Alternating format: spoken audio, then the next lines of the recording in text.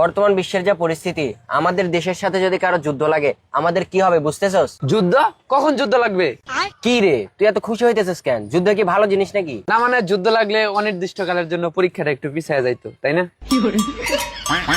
পরীক্ষা তো পিছায় যাইতো, কিন্তু দেশ যে ধ্বংস হয়ে যাইতো। ধ্বংস? বাংলাদেশ ধ্বংস হয়ে যেত? কেন যুদ্ধ লাগলে দেশ ধ্বংস হইতো না? ওই দেখ, মরা মানুষকে আবার মরার ভয় দেখায়। ধ্বংস জিনিস আবার ধ্বংস হয় কি করে? মামা, দেশ তো এমনিতেই ধ্বংস। মামা চল আমরা মালদ্বীপের সাথে যুদ্ধ করি। মালদ্বীপের সাথে যুদ্ধ করে আমাদের কি লাভ? লাভ নাই মানে মালদ্বীপের সাথে যুদ্ধ করলে আমরা 100% জিতবো, কারণ মালদ্বীপের কোনো সেনাবাহিনী নাই। দেখ, এমন দেশের সাথে যুদ্ধ করতে হবে যে দেশের সেনাবাহিনী আছে। সহমত। চল মামা আমরা ভুটানের সাথে যুদ্ধ করি। কিন্তু ভুটানের তো নৌবাহিনী আর বিমান বাহিনী কোনোটাই নাই। এই জন্যই তো আমরা ভুটানের সাথে যুদ্ধ করব। নৌ অভিযান চালাবো প্রথমে, এক অভিযানেই ভুটান দখল। দেখ, ভুটানে তুই নৌ অভিযান চালাবি কিভাবে? ভুটান তো স্থল বেষ্টিত দেশ। তাই তো, এইভাবে তো ভেবে দেখিনি। আরে এই সমস্যার সমাধান আছে তো। কি? আরে প্রথমে আমরা একটা আন্ডারগ্রাউন্ড রিভার বানাবো, একদম টানেলের মতো মাটির নিচ দিয়ে একদম ভুটান পর্যন্ত। পরে আমরা ওখান দিয়ে একটা বনজা জয়যাত্রা সাবমেরিন পাঠিয়ে দেবো, খেল খতম, পয়সা হয়ে যাবে। ভালো আইডিয়া, কিন্তু তুই তো প্রতিরক্ষা মন্ত্রী হওয়ার যোগ্যতা রাখিস রে। এই বেটা, এসব করার কি কোনো দরকার আছে? ডিরেক্ট বিমান হামলা করে দি, দুইটা MiG-29 পাঠাই দিলেই তো ভুটান পথে পথে, আমাদের কেল্লা ফতে ফতে।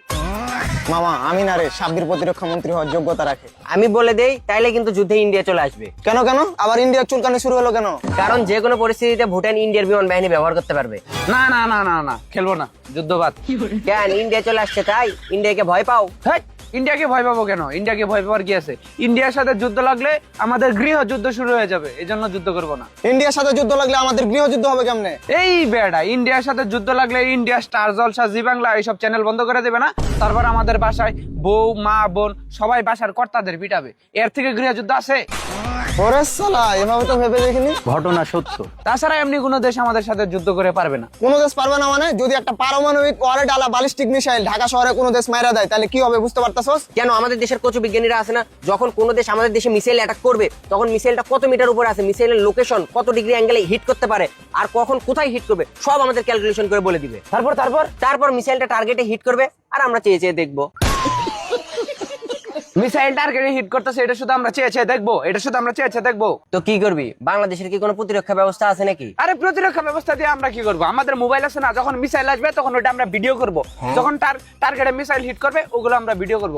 হিউজ কন্টেন্টের কোনো অভাব নাই। ওগুলো ভিডিও করে যদি ফেসবুকে আপলোড দেই, ভাইরাল কন্টেন্ট মনিটাইজেশন পেয়ে যাবো। আরে মামা, এই সুযোগে তো কন্টেন্ট ক্রিয়েটর হয়ে যাবো তাহলে। তাহলে মামা আমি DSLR ক্যামেরা কিনি, মিররলেস। मोरियो आछो बोलो रे ढलती रात में मोरिया